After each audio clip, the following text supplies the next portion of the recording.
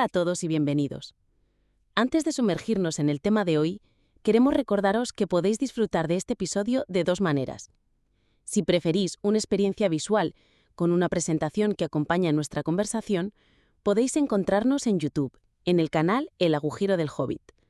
Para los que preferís solo audio, este es el episodio número 9 de nuestro podcast Parálisis Cerebral Infantil, entendiendo y cambiando miradas, y podéis escucharlo en Spotify y Apple Podcast. Hoy vamos a hablar de algo que a todos nos evoca verano, descanso y felicidad: la playa. Pero lo vamos a hacer desde un ángulo que no siempre se ve, el de la accesibilidad. Porque la imagen de una playa española es una promesa de inclusión, pero ¿es esa promesa una realidad para las personas con movilidad reducida, como aquellas con parálisis cerebral y sus familias? Esa es la gran pregunta. Porque detrás de las cifras oficiales y los folletos turísticos hay una historia mucho más compleja, con dos caras muy distintas. Hoy vamos a explorar ambas: la cara brillante de la accesibilidad, cuando todo funciona, y la cara oscura de la frustración, cuando las barreras se vuelven insuperables. Empecemos por lo bueno. Hablemos de esa cara buena, de esa promesa. España tiene un marco legal bastante sólido, que, en teoría, garantiza el derecho a disfrutar de estos espacios. Así es, no es algo que dependa de la buena voluntad de un alcalde. Tenemos la Ley de Igualdad de Oportunidades de 2003, que ya sentó las bases.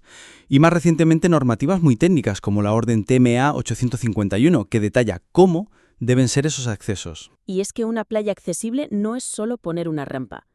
Es un ecosistema completo. Vamos a describir cómo sería esa playa ideal, esa que cumple la promesa.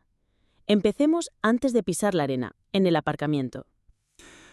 Suena básico, pero es fundamental. Plazas reservadas, bien señalizadas, lo más cerca posible del acceso y con un camino liso, sin bordillos ni obstáculos que te lleve directamente al paseo marítimo. De acuerdo. Una vez en el paseo, viene el segundo elemento clave: las rampas y pasarelas. Y aquí los detalles importan.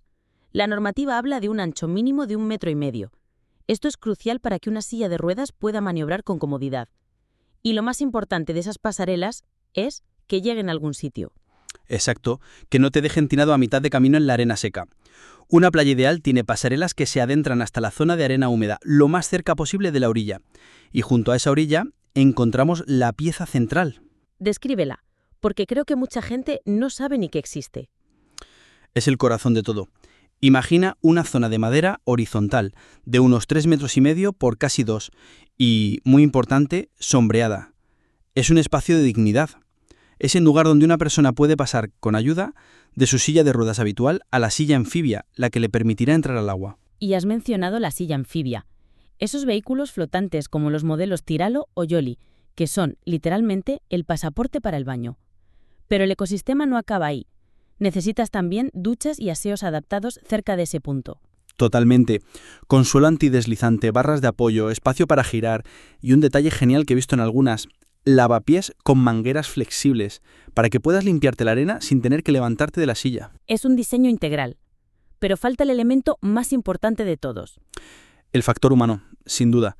Puedes tener las mejores infraestructuras del mundo que si no hay personal formado no sirve de nada. Hablamos de socorristas o voluntarios que no solo vigilan, sino que están especializados en baño adaptado. Saben cómo ayudar, transmiten confianza. Y hay ejemplos de excelencia en España que demuestran que esto no es una utopía, como la playa de las Canteras en Gran Canaria o las de Chiclana en Cádiz. Lo de Chiclana es increíble. Allí han ido un paso más allá, no es solo ir, bañarse y volver. Se han generado comunidades, espacios de socialización.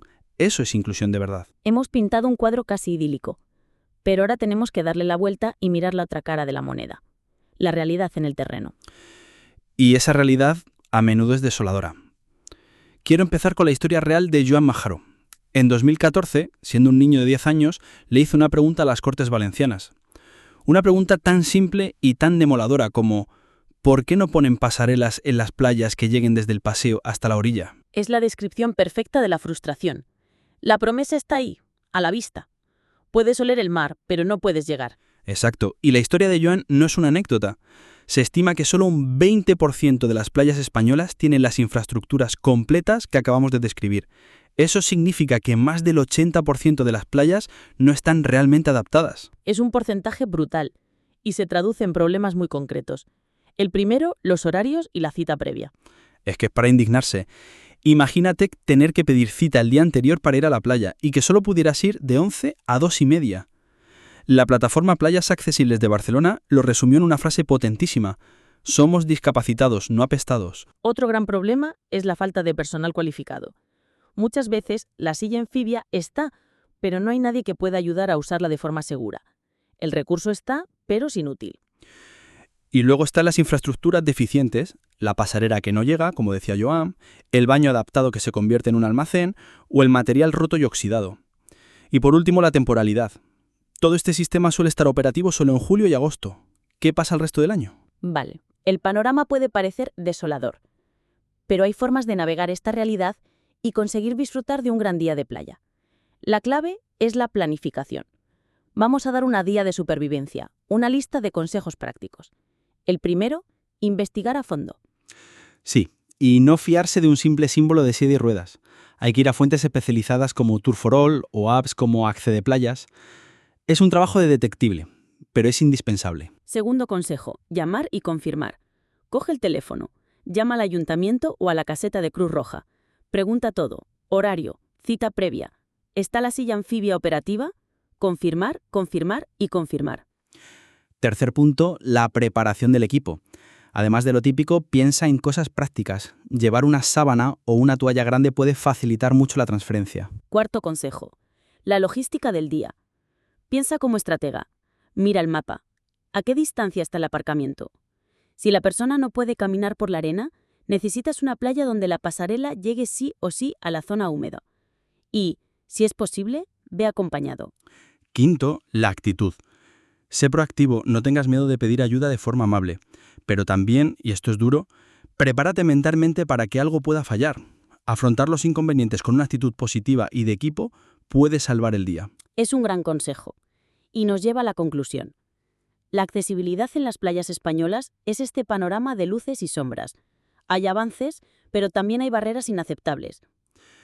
Y la historia de Joan nos recuerda que la verdadera accesibilidad no se mide en el número de banderas azules, sino en la facilidad real con la que una persona puede disfrutar de un día de playa sin tener que planificarlo como si fuera una operación militar. Porque, y este es el mensaje final, la accesibilidad es un derecho, no un favor.